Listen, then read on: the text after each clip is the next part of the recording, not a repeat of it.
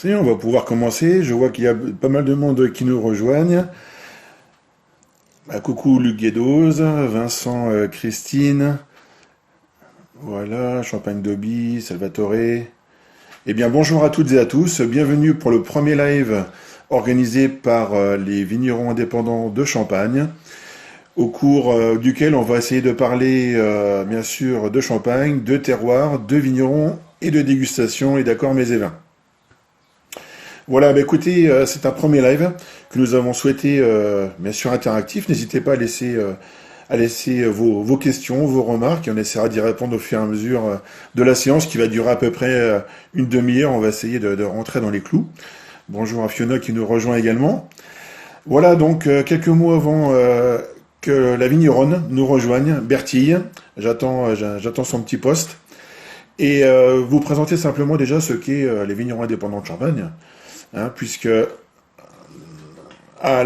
excusez-nous, c'est la première fois, hein, donc je vais essayer de retrouver, voilà, ici. Tac,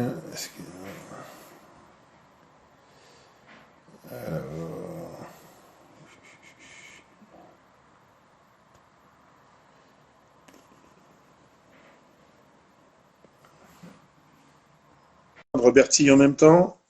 Est-ce que c'est elle? C'est Bertille. Bonjour Bertille. Bonjour Geoffrey, ça va? Ouais, ça va et toi? Ben écoute, impeccable, sous la pluie de Bordeaux. Oui, nous aussi un petit peu. Alors je t'entends pas très bien. Ah, tu m'entends pas très bien? Non, je ne sais pas si vous m'entendez vous également. Vas-y, va. Moi, je t'entends bien, il n'y a pas de problème. Est-ce que Ok. les Moi, c'est bon, interlocuteurs c'est bon. m'entendent C'est- bien? Oui, c'est parfait. Bon. Dis-moi, je te vois, j'ai l'impression de voir un petit peu ton père, hein, Luc, que je salue au passage. Ah oui, il paraît ça. Il paraît que les chiens ne font pas des chats. Et là, ils sont pas Voilà, tout loin, à mes fait. parents, parce que j'ai un peu le physique de mon père et un peu le caractère surtout. Ok, donc bonjour à celles et ceux qui nous rejoignent. Merci Bertie d'être avec nous aujourd'hui. Je sais que tu es du côté de Bordeaux. Tout à fait, c'est ça. Ouais, je suis Merci bien à informé, hein. toi. Merci à toi de m'avoir choisi pour ce premier live qui est sur donc avec Champagne, vigneron indépendant de Champagne. Et c'est un très grand plaisir puisque parmi les 400 vignerons, je commence ces premiers lives, donc ça fait toujours plaisir. Avec 400 vignerons, hein, on a du travail, hein, hein. Et oui, oui, bonjour de la Suède, on nous dit. Bonjour la Suède. Bonjour la Suède, c'est magnifique. Ah oui, Et je suis bonjour. sûr qu'il fait plus beau chez vous que chez nous actuellement. C'est incroyable quand même, hein. C'est dingue ça. Je vais peut-être partir en Suède. Bon, je crois que tu prépares un BTS Vitiono à Bordeaux, c'est ça? Alors, j'ai fait mon BTS Vitiono sur 2 ans l'année dernière à Avise, D'accord. école de la Champagne. Avant cela, j'ai fait un BTS technico-commercial vin et spiritueux, donc j'ai la double compétence, hein, commerciale et technique. Et là, je suis allée à Bordeaux cette année pour peaufiner la partie commerciale D'accord. en faisant une troisième année de commerce international des vins et spiritueux. Très bien. Donc voilà, bon, qui a été un petit peu interrompu puisque je suis Oui, rentrée en oui, forcément. Oui. Champagne momentanément avec les événements qui se Alors, sont. Bertie, on nous demande que tu parles plus fort, s'il te plaît. Moi, je t'entends Alors, bien, mais tout le j'ai monde. accentué ma voix. C'est très drôle parce que je suis toute seule dans mon appart et Ok. Alors, je vais juste rappeler en quelques mots ce qu'est un vigneron indépendant. Et puis après, si tu veux, on parlera du domaine dans lequel tu travailles. Et j'ai cru comprendre que tu avais déjà sorti une cuvée avec ton père. On en reparlera par la suite, hein. d'accord. Voilà, donc les vignerons indépendants, en fait, si vous êtes amateur de vin, vous avez tous déjà été, je pense, déguster des vins dans le salon des vignerons indépendants.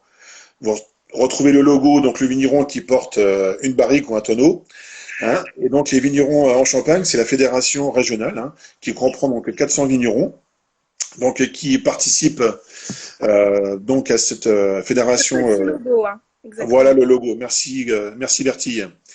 Ouais, de cette association donc qui est nationale, hein. Voilà. Et donc, Bertille, comme tous les autres vignerons indépendants, tu travailles ta vigne, tu labores tes cuvées et tu les commercialises, comme on le voit ensemble avec un sourire et une grande passion, hein. Voilà.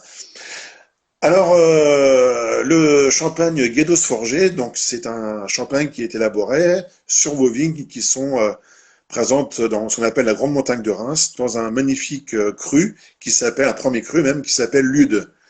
Est-ce que tu peux nous présenter un peu ton domaine, s'il te plaît? Alors oui, tout à fait. Donc bonjour à ceux qui nous rejoignent. Si vous avez des questions sur mon domaine ou sur Geoffrey qui anime ce live ou quoi que ce soit comme question, surtout n'hésitez pas à poser-les, on reviendra dessus. Et donc mon domaine, donc celui pour le moment de mon père, Guédos Forger. Donc on est tout à fait situé à Lude, dans le premier cru. Nos trois principaux terroirs sont Lude, Chigny, Tessy. Ensuite, on a un peu de vignes sur Trois-Puits et Rilly. On est donc tout en premier cru. On travaille principalement, alors ce qui va peut-être t'étonner, le meunier. Je le sais, je le sais. Puisque, en fait, pour rappel, hein, la montagne de Reims est réputée pour plus les pinots noirs, travailler plus le pinot noir. Et ben, on fait un peu exception de cette règle chez nous, puisque en fait, on est amoureux du meunier. Donc, on a un cépagement d'environ 80% de meunier, 10% de pinot noir et 10% de chardonnay. Ok.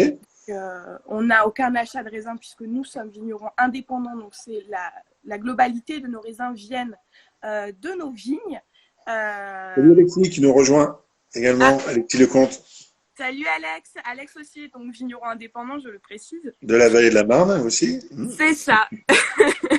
Et donc voilà, on a à cœur de travailler le meunier qui est un cépage pour nous très agréable à travailler, que ce soit sur des vinifications en cuve, mais aussi sur des vinifications en barrique, puisque l'on utilise les deux contenants, la cuve et la barrique. Peut-être d'autres contenants seront à venir dans les années qui suivent, puisque j'ai mes petites idées. Bon, mon père aussi, donc il va falloir jouer avec ça. Meunier Power, complètement. Meunier Power. Oui. Quel beau cépage de Meunier quand même. Ah oui, franchement, ouais, j'adore. Tous les cépages, je le sens bien, mais bon. Tous les cépages sont vraiment bien. Il n'y a pas de bon ou de mauvais cépages. Il y a juste des cépages que l'on affectionne plus particulièrement que d'autres. Donc, Ok, Bertie, si tu le permets, juste un petit mot, effectivement, pourquoi vous avez pas mal de meuniers. Je rappellerai simplement que sur Lude, hein, effectivement, Lude a déjà une majorité de meuniers dans son encépagement, hein, donc meunier, pinot noir et chardonnay. Sur Lude, pour bien comprendre, donc Lude est situé sur un terroir de sous-sol crayeux. Derrière moi, vous avez j'ai mis quelques photos de coccolite, hein. Je vais peut-être le rapprocher d'ailleurs, hein. On est en live, hein, donc allons-y. Voilà. La craie est formée de ceci, qui est du carbonate de calcium, hein. C'est un squelette externe d'une algue qui a formé la craie en se déposant sur à peu près 30 millions d'années en Champagne. Alors cette craie, c'est le sous-sol de Lude, mais en fait, ce que les gens ne savent pas trop, c'est que l'érosion a sculpté dans la craie, et le village se trouve en plein milieu vraiment du secteur Lude, hein, de la délimitation du territoire de Lude. Et en fait, l'érosion a sculpté également des dômes de craie. Et on a eu pas mal, notamment, de cours d'eau qui ont creusé dans la craie et qui ont amené les éléments du haut de coteau un peu dispersés sur la craie, en laissant parfois des craies affleurantes ou parfois des terrains un peu plus profonds, justement un peu plus argileux, avec parfois des éclats de meulière qui, cette fois-ci, prédisposent sur des expositions un peu nord-est, notamment eh bien, le cépage meunier sur le finage de Lude. Alors ça, c'est intéressant puisque la craie amène de la franchise, de la salinité, de la tension. L'exposition un peu spéciale de Lude, hein, parce que vous êtes à la fois nord-ouest et sud-est, ce que peu de gens savent, hein, pour un vignoble dont on dit souvent exposé nord. Et ça, c'est toute la magie, entre guillemets, des conditions naturelles du terroir.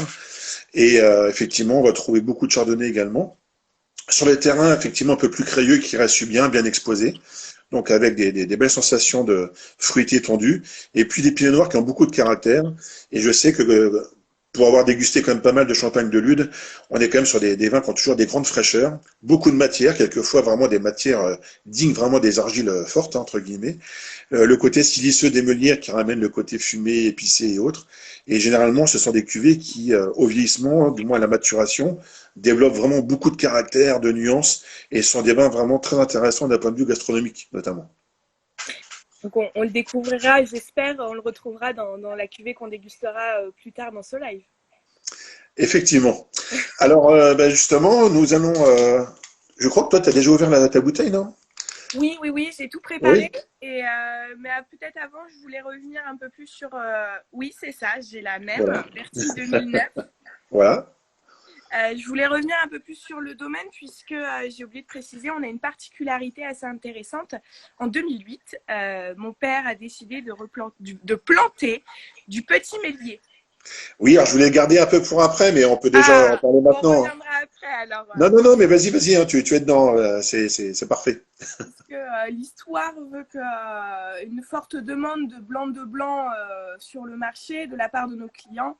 Et beaucoup nous demandaient, ah, Monsieur Guédos, vous avez un blanc de blanc? Non, non.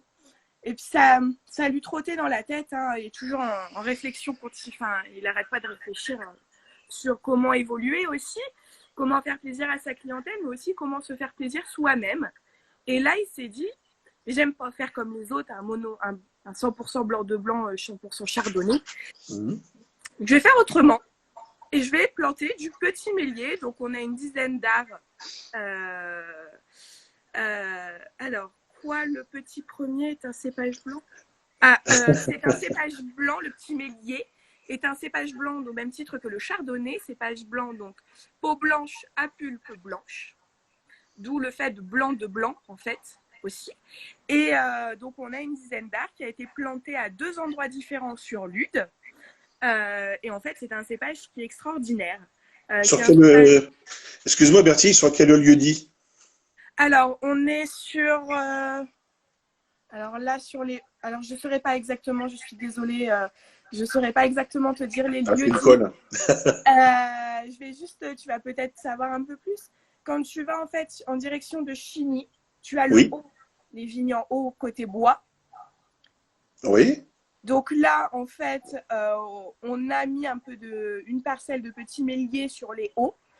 Et sur les bas, en face, qui regardent anciennement le terrain de foot. On appelle ça le terrain de foot. Beaucoup de noms, en fait, n'ont plus spécialement les noms des lieux-dits. Voilà, ouais, non, mais c'est pas grave. Parce que moi, je suis passionné par tout ça, donc c'est pour ça. Je sais. Et beaucoup ne le savent pas encore, mais ça fait 4 ans que je travaille avec mon père, mais à fond et à 100%, ça commence à partir de la vendange 2020 qui va arriver très vite. Donc, d'ici quelques mois, je pourrais t'en dire un peu plus sur le nom du lieu dit. Ok.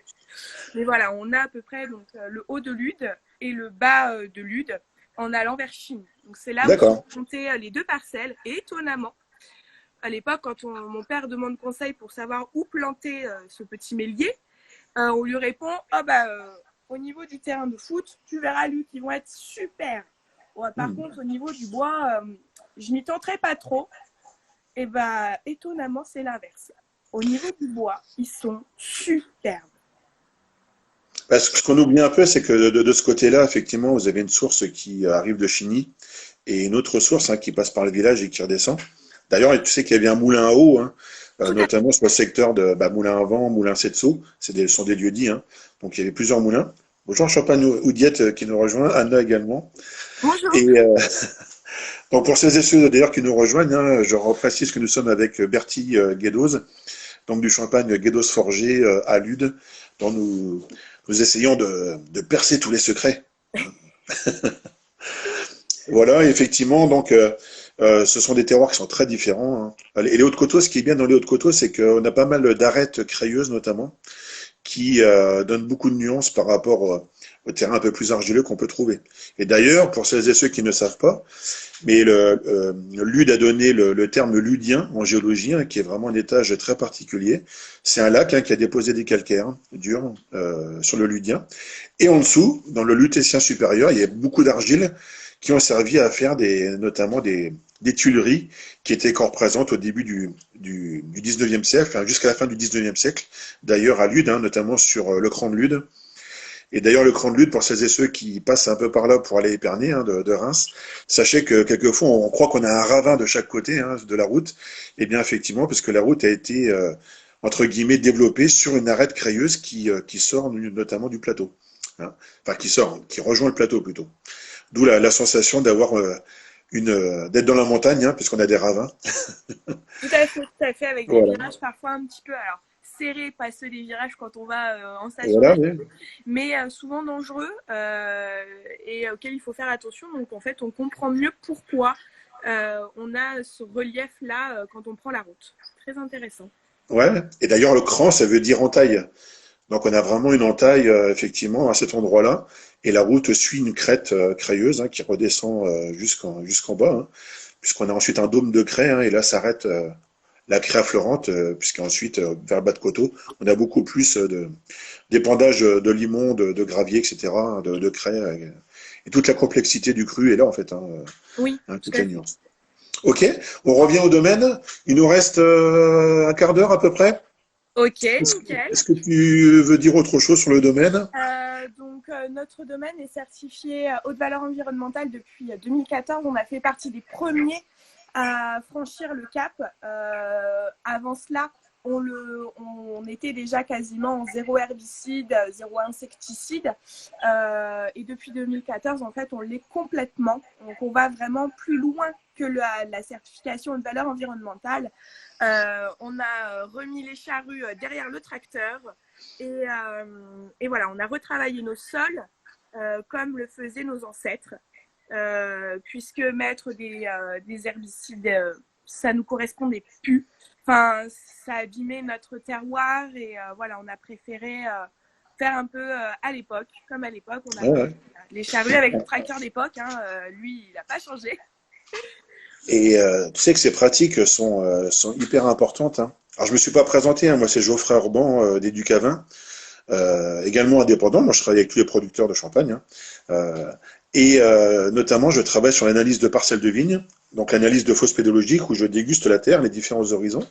Et notamment par la dégustation de la terre, on peut voir également le travail fait par le vigneron sur le travail du sol, par l'enherbement par exemple, hein. Le travail pour redonner de la vie dans le sol, on le ressent à la dégustation, ce qui est assez bluffant, hein. Juste le fait de prendre même de la terre arable, de prendre pas forcément pas celui sur lequel tu marches, mais à 20-30 cm déjà, et de faire des décoctions dans l'eau, tu verrais, c'est assez impressionnant par rapport à des parcelles qui ne sont pas travaillées, hein, qui n'ont pas vu d'herbe ou autre, hein, etc. Et ça, c'est super intéressant de voir ça, comment on peut redonner de la vie dans le sol. Et en Champagne, les terroirs justement un peu calcaires permettent de tenir également les oligoéléments, les minéraux notamment. Et il suffit juste de redonner quelques signaux pour que ça reparte dans le bon sens, entre guillemets, ou que ça accentue déjà ce qui avait déjà été fait auparavant, hein. Tout à fait. Et donc, c'est vrai que ça doit être très intéressant. Il va falloir que d'ailleurs tu viennes après la vendange. Ça pourrait être vraiment Ouais, intéressant pour moi, ma culture, puisque mais j'ai encore besoin d'apprendre. Hein. Je suis étudiante et même avec un diplôme de un BTS viticulture œnologie, j'ai encore énormément besoin d'apprendre et ça pourrait être très intéressant que tu viennes au domaine. Et donc, en fait, en effet, tu l'as dit en début de ce live, en 2018, j'ai créé ma première cuvée qui m'a valu une bonne grosse discussion avec mon père. c'est vrai. Il paniquait un peu. Tu as eu le droit de rentrer, tu as eu le droit de rentrer dans la cuverie pendant les assemblages? Parce que je sais que c'est pas facile, hein. Ah ben, c'est voilà, c'est pas évident. Et en fait, à la vendange 2018, j'avais mon idée en tête sur une parcelle en fait assez conséquente. Et j'ai dit à mon père, écoute, papa, celle-ci, tu la mets à part et on va en faire Il y en quelque a. chose. Et là, je dis, et là, il fait, oh, tu vas pas commencer à m'embêter, hein. Bah, si. Parce qu'en fait, j'avais envie de faire un parcellaire 100% meunier, mais pas sur le terroir de Lude, sur un autre terroir. Mhm. Je vais pas trop en dire parce que voilà, c'est en cave et Ça j'ai pour envie. secret, oui. Non, mais c'est bien, c'est bien. C'est juste un petit teaser, t'as raison, il faut. Voilà, c'est ça. Donc, voilà, ça a été gain de cause, puisqu'il m'a dit, bon, bah, d'accord. Et en fait, voilà, cette première cuvée, cette première année a pris racine en 2018. On a fait l'assemblage ensemble. Bon, je vais l'admettre, on a proposé chacun un assemblage à l'aveugle. Le sien, enfin, on avait 3 assemblages, ou 4. Le sien a gagné. Bon, il a l'expérience, hein. Moi, j'avais l'idée, lui, il a l'expérience. Et quelle lutte quand même, hein. Je lui ai dit, voilà, je veux ça dans mon champagne dans X temps. Donc voilà, je suis un peu encore novice des vins clairs et des assemblages, c'est très très compliqué, surtout qu'il faut bien mémoriser d'année en année. Et là, on partait d'une feuille blanche avec un résultat donné. Et il a parfaitement en fait trouvé ce que je voulais. Il a gagné sur l'assemblage. Donc voilà, c'est vraiment un travail père-fille qui s'est réalisé, qui a Non, commencé en... c'est chouette, hein. Bah, d'ailleurs, Ouais, je pense qu'il a judicieusement choisi ton prénom Bertille parce qu'avec Bertille, ça pétille, hein. exactement, Bon, elle ouais. est facile, celle-là, je le sais, hein, mais bon, je voulais la placer, donc. C'est parfait, c'est nickel. Elle arrive au bon moment. Ok, Donc voilà. je vous propose de passer la dégustation donc de la cuvée justement Bertille 2009 premier cru. Alors, vous voyez, elle est ficelée à l'ancienne, hein, donc j'ai ôté l'opercule effectivement qui est obligatoire, hein, notamment, Tout à hein, fait. lorsque vous avez un C'est notre bouchon à l'air CRD en libre. fait. Voilà. Donc, on a la cire avec, voilà. Alors, vous le voyez à l'envers, mais Avec notre bloc marque Guédose Forgé GF. voilà. Donc, l'étiquette, c'est important quand même de toujours montrer un peu ce qui se passe. Une contre-étiquette qui simplement nous informe que ce champagne a été élaboré entièrement en fût de chêne. Donc, un assemblage d'à peu près un tiers cépage, hein, comme on dit. Quasiment, puisque nous sommes à 35% de chardonnay, Oui, c'est 35 ça. de pinot noir et 30 de meunier. Donc quasiment un tiers sur 2009. Voilà, donc moi j'ai effectivement un dégorgement septembre 2018 avec un dosage extra brut. Exactement, et pour en fait, on n'a pas marqué le dosage, mais alors je vais vous le dire, on est sur un dosage de 3 grammes par litre pour la cuvée Bertille en millésime D'accord. 2009. À savoir que pour Bertille, il n'y a pas de règle. La seule règle, c'est une vinification en barrique, cépage séparé. Donc on presse, on fait comment après le pressurage au Des débourre. bordages. Mhm. Voilà, on débourre. Et ensuite, on met directement, on va sélectionner et mettre en barrique les vins, les jus. Alors à ce moment-là, ce sont des jus qui correspondent le mieux sur des critères organoleptiques définis. Ici, D'accord. voilà, coup de cœur, hop, barrique. D'accord. Voilà, ça marche aussi avec des critères et un coup de cœur. Il y a deux types, voilà. Donc, direction la barrique. La fermentation alcoolique est faite dans nos barriques. Et ensuite, on va stopper la fermentation malolactique. Nous ne la faisons pas. Pour garder vraiment la fraîcheur des cépages Mhm. et donner du peps et du dynamisme dans cette cuvée. Voilà. Et donc, du coup, l'assemblage se fait, on goûte toutes nos barriques. Et en fait, c'est comme un chef en cuisine qui fait son plat du jour. Nous, c'est pareil. C'est en fonction de notre humeur. Et si, par exemple, 2017, les pinots noirs, on n'avait pas un coup de cœur sur nos pinots noirs, et ben on n'a pas mis de pinot noir. Voilà, les assemblages vont changer d'année en année puisqu'il faut qu'on ait un coup de cœur. S'il n'y a pas de coup de cœur, il n'y aura pas de millésime. Et ça, c'est hyper important ce que tu dis parce que on voit que ça relie vraiment le vigneron à son terroir, c'est-à-dire que les conditions naturelles vous donnent des raisins de tel type de qualité que vous allez sélectionner ou non pour telle cuvée. Et ça, c'est important justement de bien être à l'écoute justement de ce que la nature vous a donné par rapport à votre travail pour ensuite orienter vos choix, entre guillemets, selon ce que vous avez envie de faire. Et un vigneron, c'est ça, un vigneron, hein.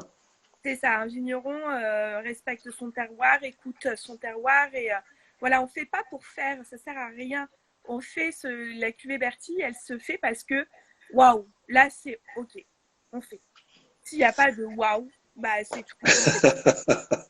C'est la cuvée Waouh, hein. C'est ça. Donc la cuvée Bertille a commencé en 1999.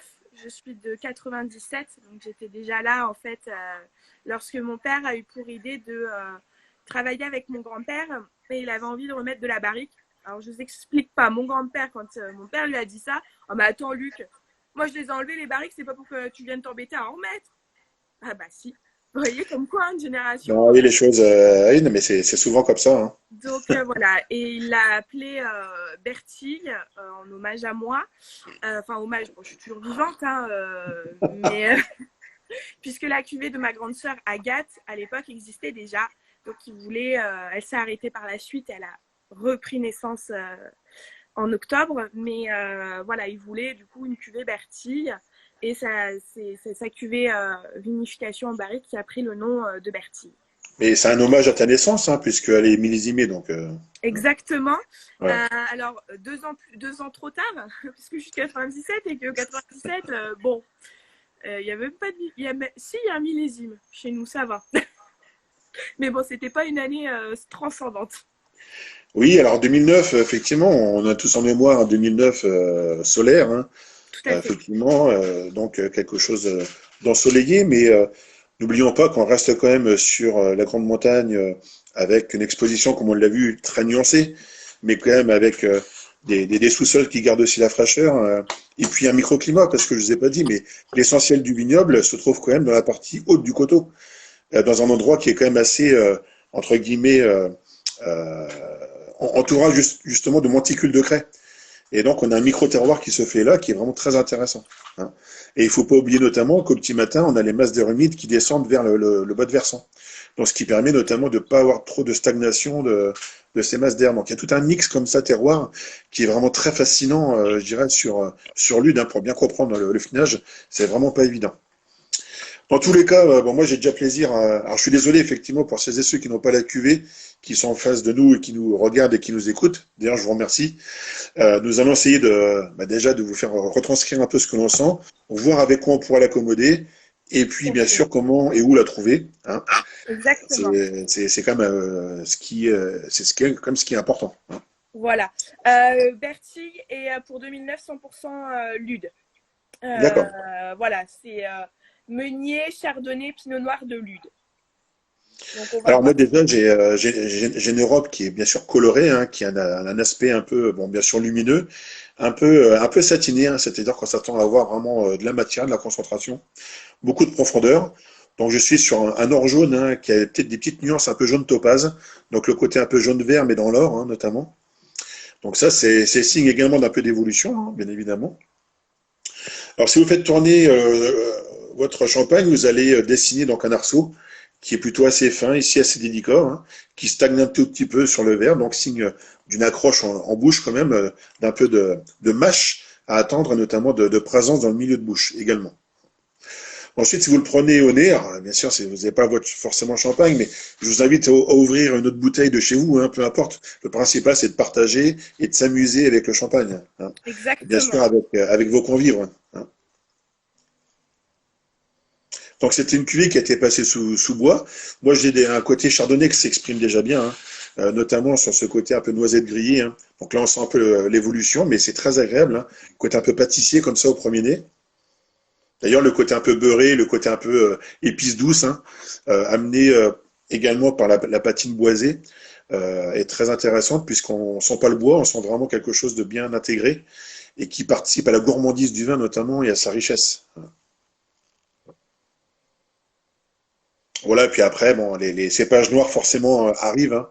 Alors le meunier très exotique, hein. Moi j'ai le côté un peu mangue qui s'exprime, le côté Alors, on a un commentaire qui nous dit c'est extrêmement intéressant. Merci pour ce partage qui nous permet de mieux connaître notre région, son terroir et ses pépites.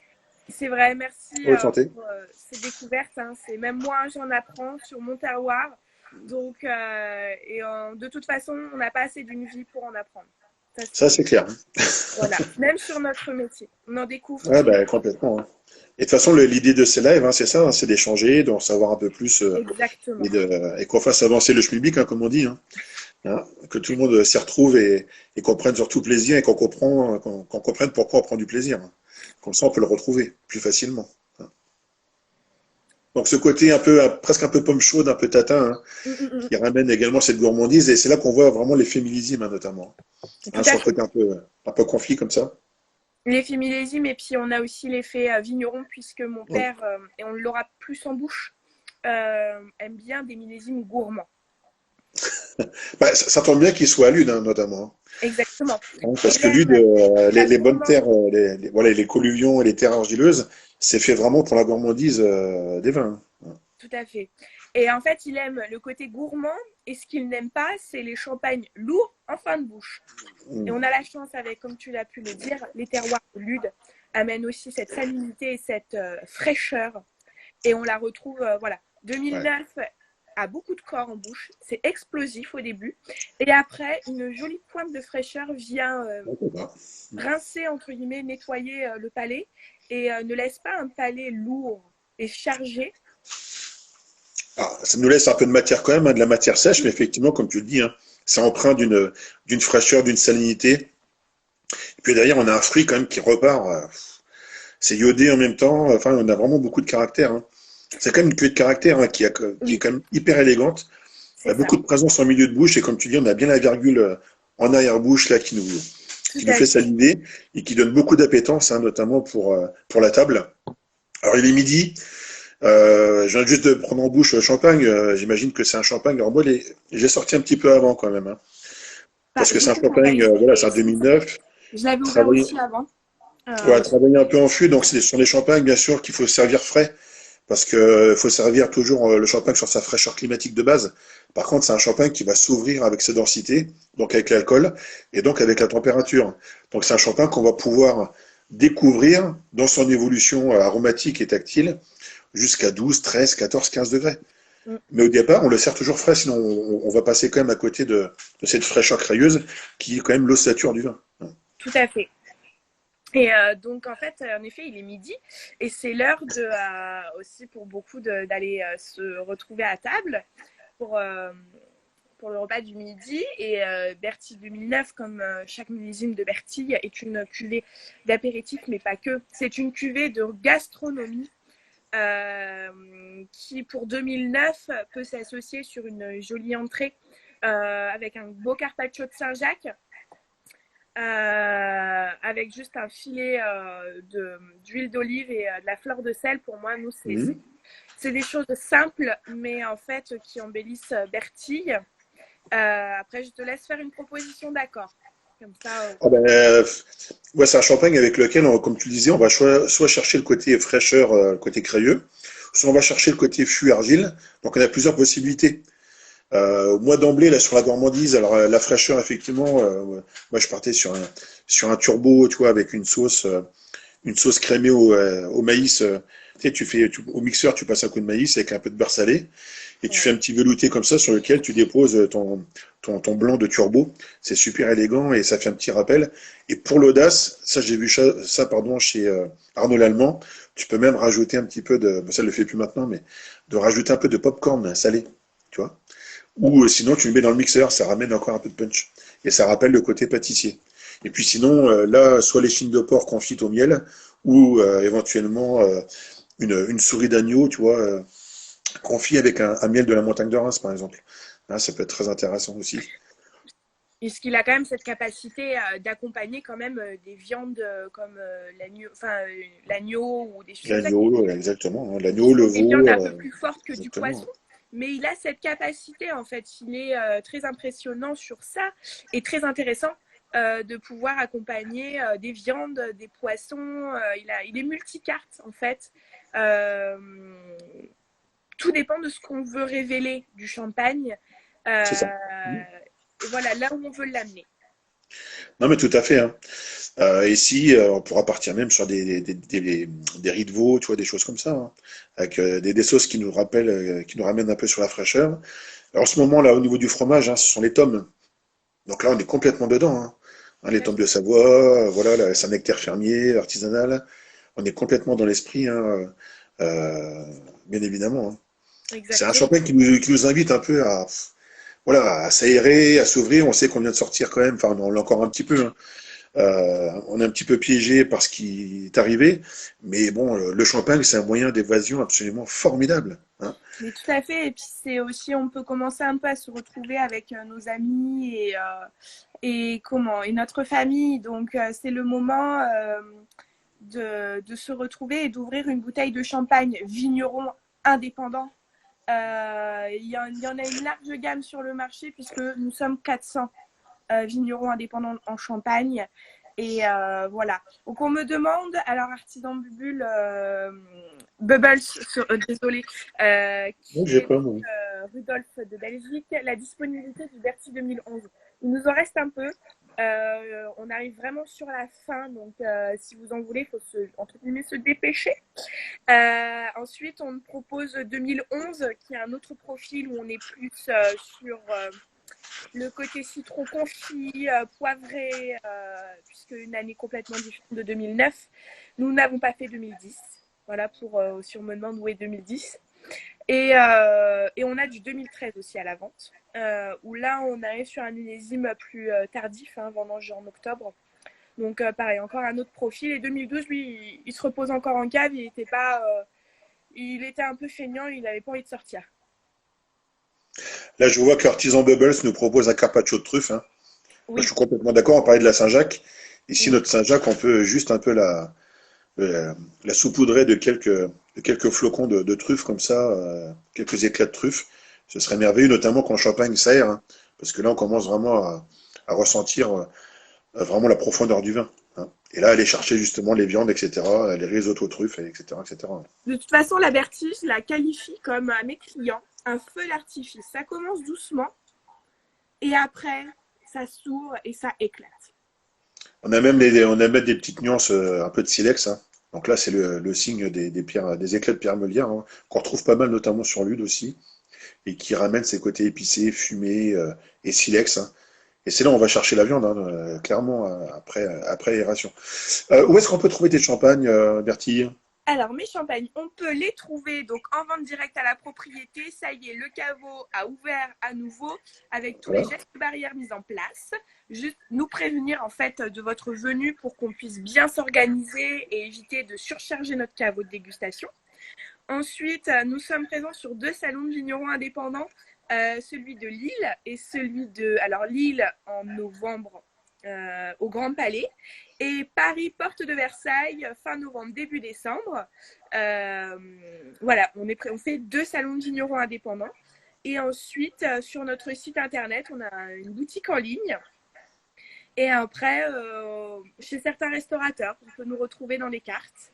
Mais principalement, voilà, la vente à la propriété et vente sur internet. Donc là, on vient quand même de vous livrer des secrets. Hein. Donc là, il n'y a plus d'excuses pour ne pas trouver les champagnes Guédos Forges. Hein. Exactement, exactement. Ok, bah écoute, je pense que, je sais pas si on a tout dit, mais en tout cas, j'espère qu'on a donné l'envie, notamment d'aller découvrir Bertille, le domaine Guédos Forgé. Oui, je t'en prie. Je précise juste, en effet, j'ai oublié, désolé Rudolf, Artisan Bubble, en fait, qui est un de nos partenaires en Belgique. Il a une belle partie de notre gamme, voire quasiment toute notre gamme, dans sa cave et pour bientôt des coffrets qui vont sortir chez lui, qui sont en cours. Donc, nos amis belges, vous ne pouvez pas vous rendre en France. Vous pouvez aller voir Rudolf, me contacter si vous voulez ses coordonnées. Je vous les transmettrai avec grand plaisir. Et on salue nos amis belges qui sont des très grands amateurs de champagne. Hein. Et ça, je suis complètement d'accord. Voilà. Et qu'on aime beaucoup ici, notamment, à la fois pour le champagne, mais pour d'autres, parce qu'en plus, ils aiment bien rigoler aussi. Et donc, on passe toujours de jolis moments avec eux. Hein. Exactement, on rigole toujours avec eux. Ils ont une bonne humeur juste incroyable et on les adore comme tous nos autres clients, bien évidemment. Mais voilà, on salue aussi nos amis belges. Ok Bertie, bah écoute, avant de conclure, un grand merci à toi d'être venu pour ce live. Merci de nous avoir livré quelques secrets du domaine et même certaines futures. Hein. Hein, certaines cuvées en attendent, donc c'est bien, hein, ça bouge. Et on a hâte de découvrir un peu tout ça. Et Lude s'appelait avant Lude Le Coquet. Et donc, si vous venez à Lude, hein, je vous propose de bien vous apprêter pour une virée coquette. Apprêtez-vous bien, hommes et femmes, bien sûr. Hein. Et pour une virée coquette, et puis si vous avez du cran, ce sera un cran de Lude, hein, forcément. Hein. Exactement, c'est bien Voilà. dit. J'aime bien. Ok, un grand merci à vous tous. Merci. Vive le Champagne, vive la Champagne. Hein, Vive et les puis, vignerons indépendants aussi. voilà. Et puis, on vous donne rendez-vous très bientôt, hein, certainement la semaine prochaine, pour découvrir un autre vigneron, un autre terroir et un autre champagne. À Parfait. bientôt et portez-vous bien. Bon Merci. week-end à vous tous et merci à toi pour ce live. Merci Au revoir Bertille. tout le monde. Au revoir.